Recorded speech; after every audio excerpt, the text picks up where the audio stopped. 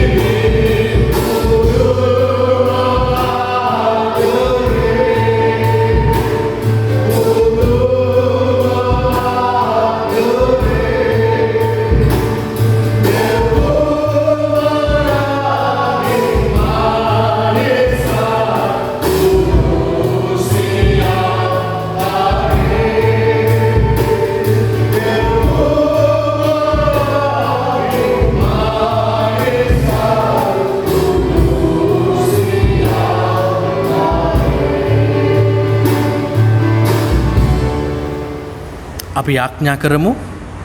මහෞත්තම ජීවමාන ශුද්ධ දෙවි පියාණනි අපි ඔබට ස්තුති කරනවා ප්‍රශංසා කරනවා. ඔබ වහන්සේ දුන්නු තවත් ඉරු දිනක ඔබ වහන්සේගේ පාමුල දනනමන්ට අපගේ සිතුවිලි සූදානම් කරගන්නට ඔබ වහන්සේගේ නාමය ඔසවන්නට පසසන්නට මේ ලැබුණු අවස්ථාව ගැන ස්වාමිනී. දෙවි හිමියනි විශේෂයෙන්ම මේ ගැව්වා වූ ගීතිකා තුලින් ගයන්නා වූ ගීතිකා තුලින් ඔබ වහන්සේට ගෞරවය මහිමය දෙන අතර ස්වාමිනී ඒ තුලින් අපිවද ඔබ වහන්සේ ස්පර්ශ කරන්න. ස්වාමිනී ඒ වගේම මේ උදෑසන කාලේ මේ දේව මෙහෙ නරඹන්නා වූ ඔබගේ දරුවන් හැම කෙනෙක් ඔබගේ දෑතට බාර කරන අතර ඔබගේ දිව්‍ය ස්පර්ශය ඒ අය මැද්දේ ඒ අයගේ හදවත් මැද්දේ ඒ අයගේ ජීවිත මැද්දේ තබමින් ඔබ වහන්සේ පුදුම වූ දෙයක් මේ උදෑසන කාලේ කරන්න පියාණනි. ඒ වගේම ඉදිරි කාලය බාර කරනවා දේව වචනය ඔබට බාර කරනවා. ඔබ වහන්සේ අපට කතා කරන්න අපගේ ජීවිත නිවැරදි ආකාරයට ගොඩනගා ගන්නට ඔබ වහන්සේ මඟ පෙන්වන්න. යේසුස් ක්‍රිස්තුස් වහන්සේගේ උතුම් වූ නාමයෙන් ආමේන්. අපි තවදුරටත් උන්වහන්සේට ගායනා කරනවා අපේ සිත්වල තියෙන සියලු වේදනාකාරී තත්ත්වයන් අභියෝග මේ හැම දෙයක්ම මැද්දේ උන්වහන්සේ අපිට සවේ ශක්තිය කියලා දෙනවා. ඉතින් අපි උන්වහන්සේට ගායනා කරමු. උන්වහන්සේගේ සැනසීම උන්වහන්සේගේ සමාදානය ප්‍රීතිය අපේ ජීවිතවල උන්වහන්සේ ලබා දෙනවා. අපි ගායනා කරමු මහදේ පිරීලා ඇති දුක් නිවාර සැනසීමදී මඟ පෙන්වන්නේ සමිඳුන් සදා.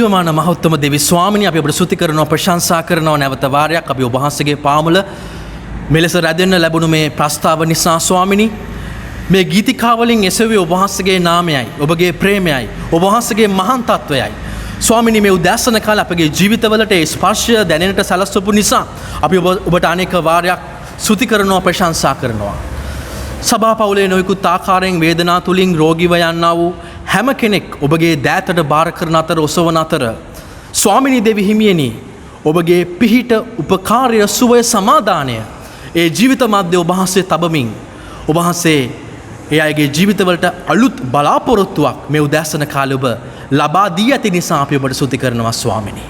ඒ වගේම ඉදිරි කාලේ ඔබට බාර කරනවා නැවත වාරයක් අපි ඔබ වහන්සේට කනලව් කරන්නේ මේ දේව පණිවිඩයෙන් ඔබ වහන්සේ අපිට කතා කරන්න. අපගේ ජීවිත ස්පර්ශ කරන්න. ඔබගේ කරුණාව දයාව පුදුම වූ හස්තය අපට දැනෙන්නට සලස්වන්න. ඔබගේ දෑතට අපි බාර වෙන්නේ කැප වෙන්නේ. යේසුස් වහන්සේගේ උතුම් වූ නාමයෙන්. ආමෙන්. ස්වාමීන්ට ස්තුති කරමු ප්‍රශංසා කරමු නැවත වාරයක් උන්වහන්සේගේ පාමුල රැඳෙන්නට ලැබුණු මේ අවස්ථාව නිසා අපිට අද දවසේදීත් ඔබට රැඳෙන්න වෙලා තිබෙන්නේ අන්තර්ජාලය ඔස්සේ සජීවීව විකාශය වෙන්නා වූ දේව මෙහෙයටයි අපට ලබන ඉරිදා සිට නැවත වාරයක් ශාරීරිකව දේවගෘහයේ නමස්කාර කරන්නට ප්‍රශංසා කරන්නට අවස්ථාව සෑදී තිබෙනවා. අපි ඒ ගැන ස්වාමීන්ට ස්තුති කරමු ප්‍රශංසා කරමු අද දවසේදී. අද දවසේ අපි බලන්න යන්නේ ඔබ හොඳින් දන්න කොටසක් දිහාවට මම එක් අවස්ථාවකදී ඔබ සමග මේ කාරණාව ගැන බෙදාගෙන තිබෙනවා. නමුත් දේවචනය හරි පුදුමයි.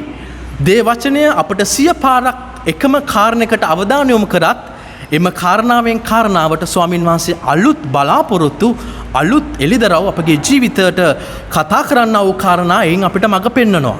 අපි අද දවසේ බලන්න යන්නේ යෙරමියා 18 වෙනි පරිච්ඡේදයේ පළවෙනි පදයේ සිට 11 වෙනි පදය දක්වා ඇති කොටසට.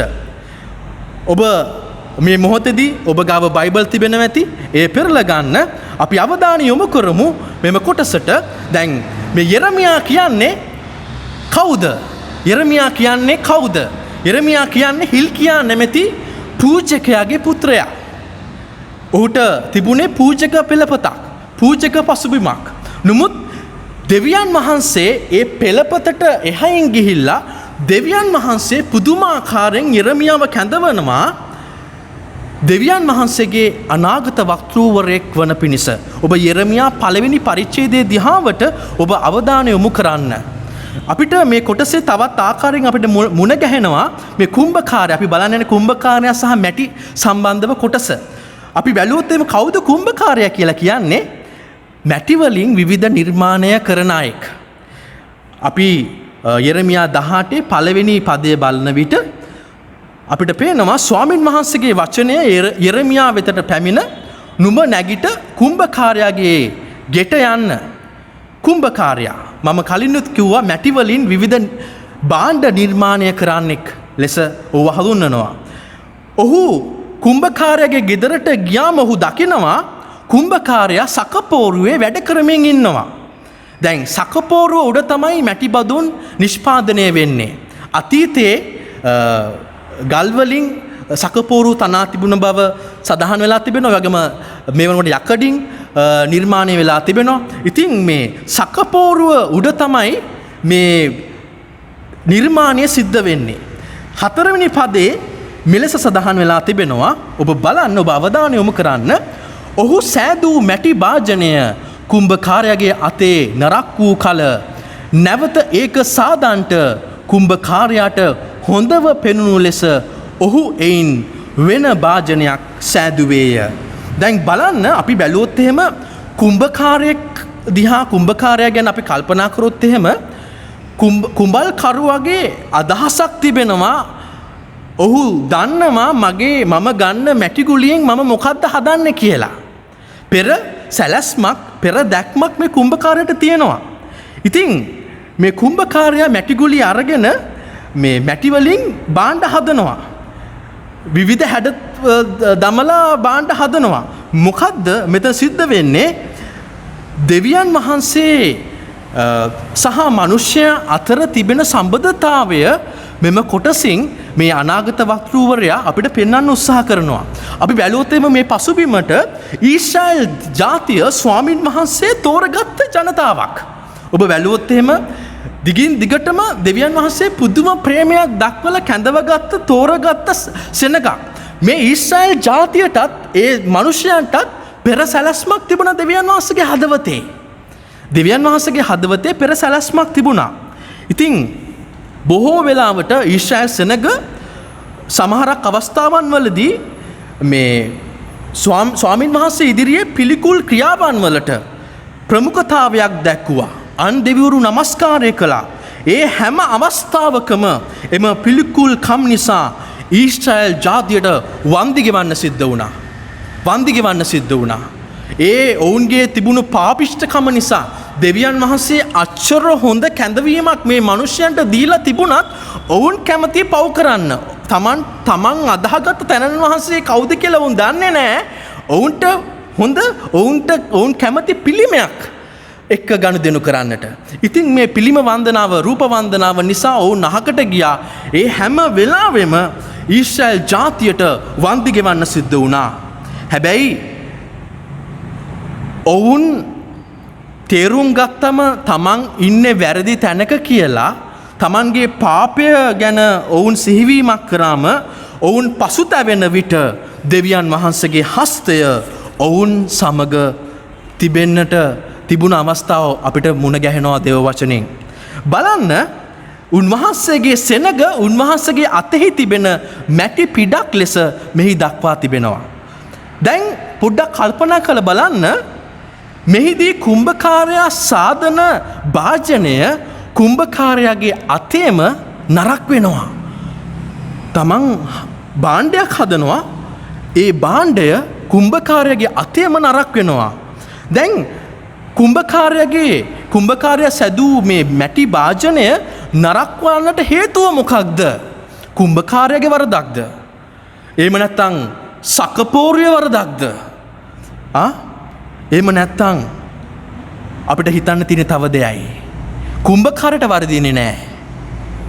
හැබැයි ප්‍රේමවන්තයනි මේ භාජනයේ නරක් වෙන්නේ මැටිවල තියෙන වරද නිසා. මැටිවල තියෙන අපවිත්‍රකම නිසා ඒ භාජනය වරදින්නේ. අද මම ඔබගෙන් අසන්න මම මගෙන් අසන්නම් මම ස්වාමින් වහන්සේගේ පාමුල එහෙම නැත්නම් කුම්භකාරයාගේ ඉදිරියේ කුම්භකාරයාගේ අතේ මම නරක් වෙලා දින්නේ. මැටි බදුන කෙරේ සම්පූර්ණ ආධිපත්‍ය තියෙන කාටද? කුමල්කරුවට. මම උන්වහන්සේගේ අතේ හැදෙන මැටි බදුනක් නම් මට අයිතියක් නැහැ උන්වහන්සේට කියන්න ස්වාමිනී මාව අර ස්වරූපයෙන් මාව ගොඩනගන්න.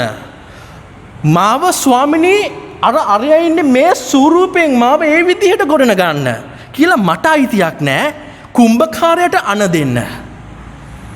කුම්භකාරයට අණ දෙන්න මට අයිතියක් නැහැ. රෝම 9 වෙනි පරිච්ඡේදයේ 19-20 දිහාවට අවධානය යොමු කරමු. රෝම 9 වෙනි පරිච්ඡේදය 19-20 පදවලට අවධානය යොමු කරමු. දෙවියන් වහන්සේගේ මහෝත්තම භාවය අපි තේරුම් ගන්න ඕනේ. දෙවියන් වහන්සේගේ මහෝත්තම භාවය බලන්න 19 වෙනි පදයේ දක්වලා තිබෙනවා. එසේ වී නම් උන්වහන්සේ තවම දොස් තබන්නේ මක් නිසාද? උන්වහන්සේගේ කැමැත්තට විරුද්ධව සිටින්නේ කවුදැයි නුඹ මට කියනවා ඇත. නමුත් අනේ මනුෂ්‍ය දෙවියන් වහන්සේට විරුද්ධව උත්තර දෙන්නා වූ නුඹ කවුද? සාධන ලදදේ එය සෑදූ අයට නුඹ මා මේ ආකාරයෙන් සෑදුවේ මක් නිසා කියයිද? අද ඔබ මේ උදෑසන මේ වගේ ප්‍රශ්න නගනවද ස්වාමින් වහන්සේ ඉදිරියේ? කල්පනා කරලා බලන්න ඇයි මාව මෙහෙම හදලා තියෙන්නේ? ඇයි මාව මෙහෙම පෞල් පසුබිමක තබලා තියෙන්නේ? ඇයි මම මෙහෙම කටුක අරගලවල යන්නේ? ඇයි මට මෙහෙම දේවල් වෙන්නේ? ඔබ ප්‍රශ්න කරනවද? පොඩ්ඩක් කල්පනා කරලා බලන්න.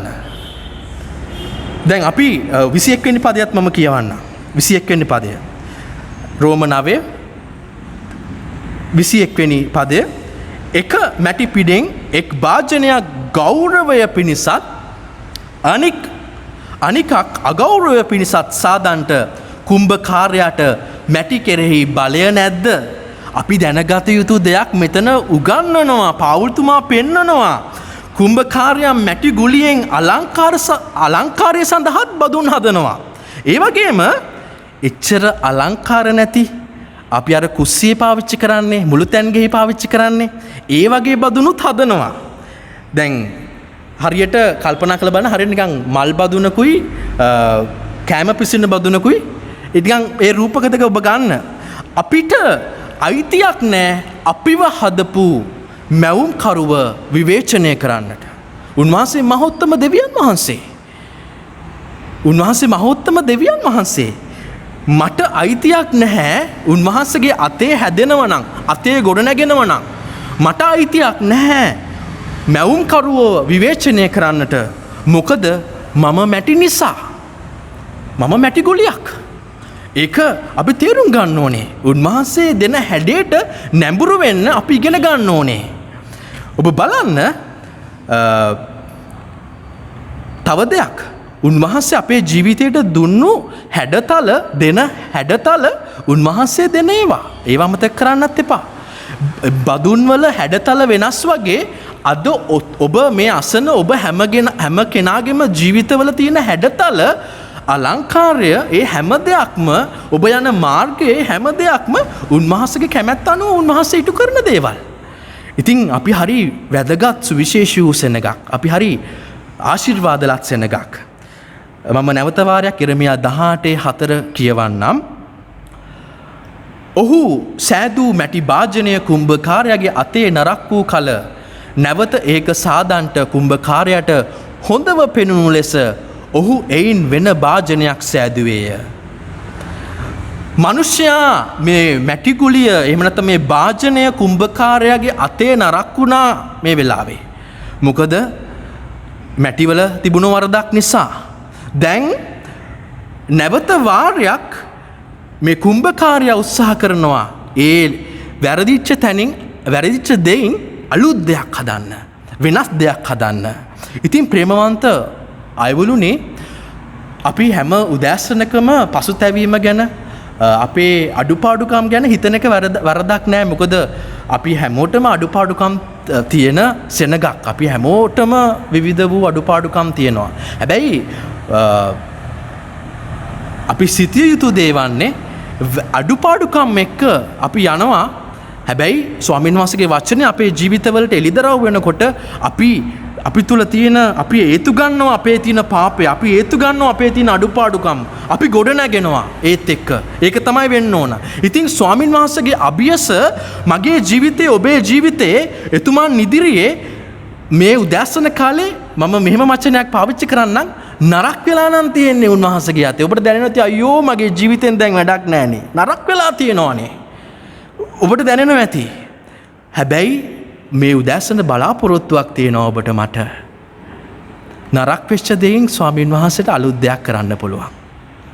නරක් වෙච්ච දෙයින් ස්වාමීන් වහන්සේට අලුත් දෙයක් කරන්න පුළුවන්.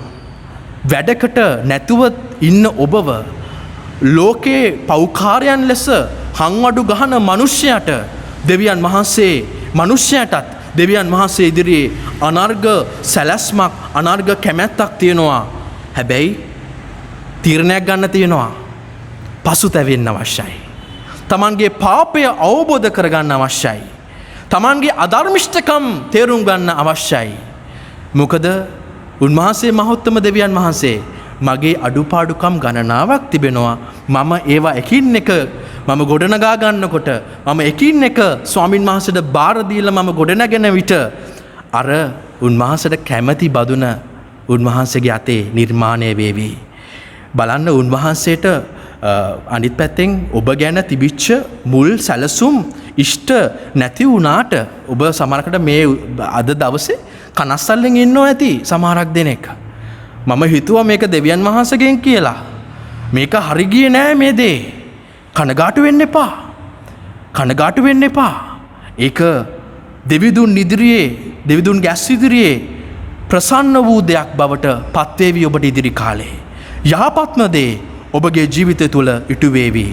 ඔබ මම නැවත වාරයක් යෙරමියා පොතට අවධානය යොමු කරන්න. යෙරමියා 18 6 වෙනි පදයේ සිට 11 වෙනි පදය දක්වා අපි කියවමු. ඔබත් ඒකට එකතු වෙන්න. එම්බා ඊශ්‍රායල් වංශය මේ කුම්භකාරයා කරන ලෙස නුඹලාට කරන්ට මට බැරිදැයි ස්වාමින් වහන්සේ කියනසේක.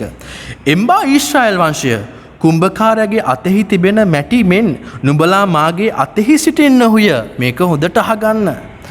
උදුරා කඩා දමා නැති කරන්නෙමි මම කිසියම් ජාතියක් හෝ රාජ්‍යයක් ගැන කී කල මා විසින් එසේ කතා කළ ඒ ජාතිය තමුන්ගේ නපුරුකමෙන් අහක් වුණොත් මම ඔවුන්ට පමුණුවන්ට සිතූ විපත්තිය ගැන පසුතැවිලි වන්නෙමි. ගොඩනගා හිටවන්නෙමි මා විසින් යම් ජාතියක් ගැනවත් රාජ්‍යයක් ගැනවත් කී කල්හි ඔවුන් මාගේ හඬට කීකරු නොවී මාගේ ඇස් හමුවෙහි නපුරුව තිබෙන දේ කළොත් ඔවුන්ට කරන්නෙමි මාකී යහපත ගැන පසුතැවිලි වන්නෙමි. එබැවින් නුඹ යුදා මනුෂ්‍යයන්ටත් යෙරුසලම් මැසියන්ටත් කතා කොට මම නුඹලාට විරුද්ධව විපත්තියක් යොදමින්ද නුඹලාට විරුද්ධව යෝජනාවක් යෝජනා කරමින්ද සිටිමි. ඉතින් නුඹලා එකිනෙකා තම තමාගේ නපුරු මාර්ගයෙන් හැරී නුඹලාගේ මාර්ගවල්ද ක්‍රියාවල්ද හරිගස්සා ගනිල්ලා යයි කියා ස්වාමින් වහන්සේ කියන සේකැයි කියාපන්න. මෙන්න බලන්න.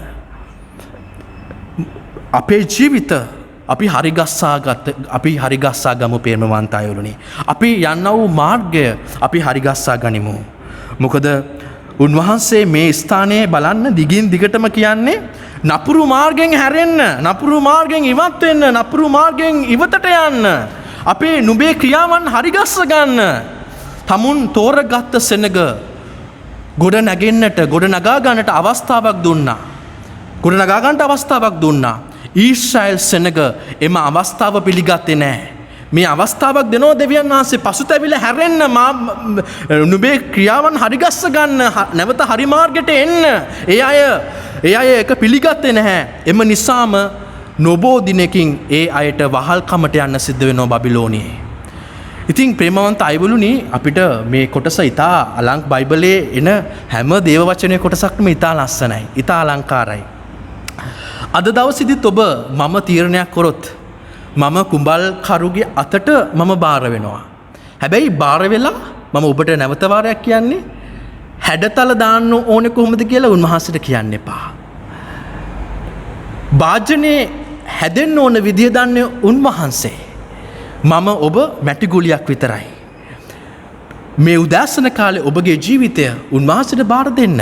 සමහරක් අය ඇති මගේ ජීවිතේ දැන් නරක වෙලා තියෙන්නේ ස්වාමිනේ. මගෙන් කිසි කෙනෙක්ට වැඩක් නැහැ. අඩු ගානේ ස්වාමිනේ මේ උදෑසන කාලේ ඔබ කැමති හැඩේවත් මට දෙන්න කියලා. ඔබ කැමති ලෙස මාව ගොඩනගන්න කියලා. ඔබ මේ අද දවසේ ඔබ කියනවා ස්වාමින් වහන්සේ ඔබේ ජීවිතේ පරිවර්තනයක් කරනවම තමයි. කරන්න බලාගෙන ඉන්නවා. ඒ පරිවර්තනය කරන්න. ආකල්පවල ඔබ හිතන විදිහේ ඔබගේ ජීවිත රටාවේ ඔබගේ ආත්මික ජීවිතේ ඔබ සමාජයත් එක්ක ගත කරන ආකාරය ඒ වෙනස උන්වහන්සේ ඇති කරන්න යනවා. අපේ ජීවිත අපේ අඩුපාඩුකම් අපේ වැරදි අපි තේරුම් ගනිමු. කාලයකට ඉස්සෙල්ලා මමත් ස්වාමීන් වහන්සේ තුල නරක වෙලා හිටපු කාලයක් තිබුණා. ස්වාමීන් වහන්සේගේ මාර්ගයෙන් ඈත් වෙලා හිටපු කාලයක් තිබුණා. හැබැයි දවසකදී ස්වාමීන් වහන්සේගේ හඬට කීකරු වෙච්ච නිසා උන්වහන්සේගේ කරුණාව දයාව මම අත්දැක්කා. ඒකයි මම බය නැතුව ඔබට කියන්නේ මම අත්දැක කරුණාව දයාව ඔබටත් අත්දකින්න පුළුවන්. ඉතින් අද දවසේ මේ උදෑසන කාලේ ඔබගේ ජීවිත ස්වාමීන් වහන්සේට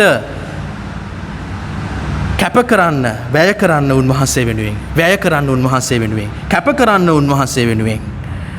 කාලයකට ඉස්සෙල්ලා වෙච්ච නරක වීම, මේ සිදුවීම්, මේ අඩුපාඩුකම් ඒක පැත්තකට දාලා මම අද දවසේ, ඔබ අද දවසේ මම ස්වාමීන් වහන්සේගේ පාමුල තීරණයක් ගන්න. අනේ කුම්භකරුවාණෙනි, අලුත් හැඩයක් මගේ ජීවිතේ හදන්න. මගේ යහපතක් නැහැ. මම මැටි පමණයි. ඔබ වහන්සේ මගේ මැවුම්කරුවණන් වහන්සේ, ඔබ වහන්සේ මගේ දෙවියන් වහන්සේ කියලා ඒ ස්වාමිත්වය උන්වහන්සේට බාර දෙන්න. ඔබේ ජීවිතේ වෙනස් වෙන්න ආවේ. ඔබේ ජීවිතේ පුදුම ක්‍රියාවක් සිද්ධ වේවි. එලෙස වන්නට ස්වාමින් වහන්සේගේ කරුණාව දයාව ඔබට මට අපගේ ජීවිත මැද්දේ අත්දකින්නට උන්වහන්සේගේ කරුණාව බලය ශක්තිය මඟ පෙන්වීම ලැබේවායි මගේ යාඥාවයි.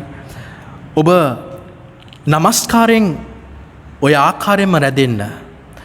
ඔබ ඔය ආකාරයෙන්ම රැඳෙන මේ මොහොතේදී මේ ගීතිකාවේ වචනවලට මොහොතක් අවධානය යොමු කරන්න. කැමති ලෙසින් මාව අඹන්න කියලා ඔබ උන්වහන්සේට බාර වෙන්න. ඔබ තේරුම් ගන්න මේ උදෑසන මම ඉන්න තැන මම යන මාර්ගය වැරදි මට මේක තේරෙන්නේ නැහැ. හැබැයි ඔබ එක දන්නවා මොකද ඔබ කුම්භකරුවාණන්. ඒ නිසා ඔබගේ ජීවිතය මේ උදෑසන ස්වාමින් වහන්සේගේ පාද පාමුල තබන්න. මේ ගීතිකාවටත් ඔබ එක්ක අවධානය යොමු කරන්න.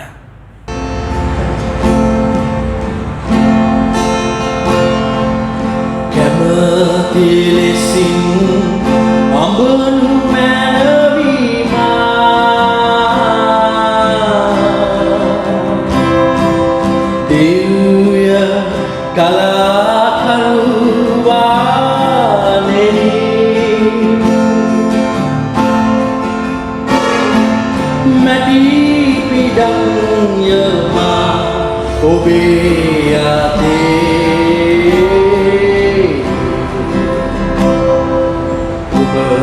කැමති හැඩක් රුවක් අඹන්න සමින්නේ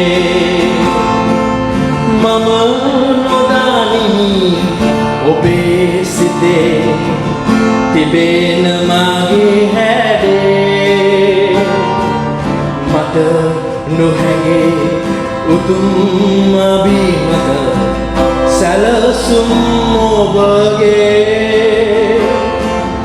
මගේම යැයි මෙතෙක් දුටුව මාවත් අඳුරේ මහා කලා කරුවානින් එය දැන් වැටහේ කැමති ලෙසින් අඹනු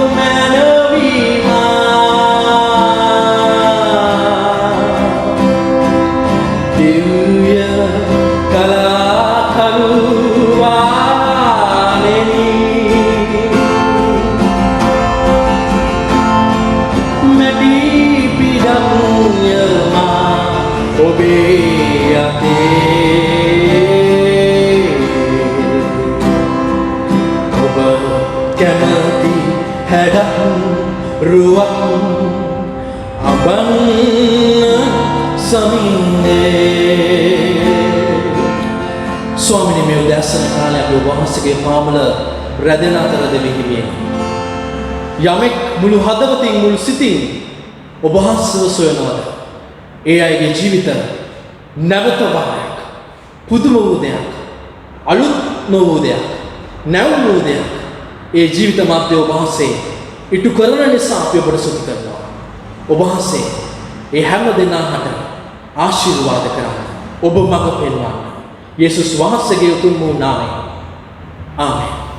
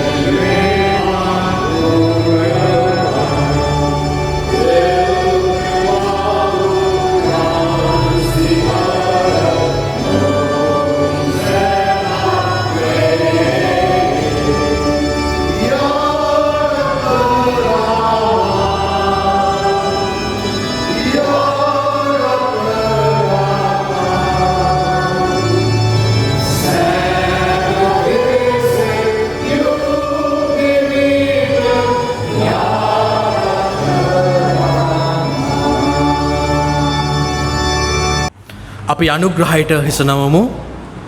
දැන් අපගේ ස්වාමි වූ යේසුස් ක්‍රිස්තුස් වහන්සේගේ කරුණාවද ප්‍රිය වූ දෙවියන් වහන්සේගේ ප්‍රේමයද ශුද්ධාත්මයන් වහන්සේගේ මඟ පෙන්වීම සමාදානය අප සමග සදාකාලෙන් සදාකාලයට පවතින සේක්වා. ආමේන්.